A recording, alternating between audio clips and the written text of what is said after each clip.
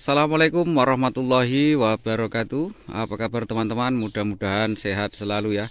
Oke, di kesempatan kali ini petani kampung akan menerbas perkebunan sawit teman-teman.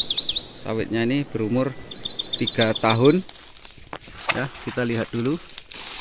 Seperti ini 3 tahun. Ini waktu itu bibitnya masih kecil sekali ya. Saya nanamnya. Dan semaknya tuh seperti ini, terlalu banyak pohon senggani ya. Pohon senggani itu seperti ini, tapi lebih dikenal kalau di sini pohon senduduk.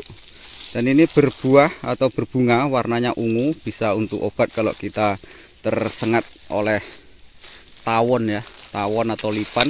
Kalau lagi di hutan itu selalu kita gunakan ya teman-teman.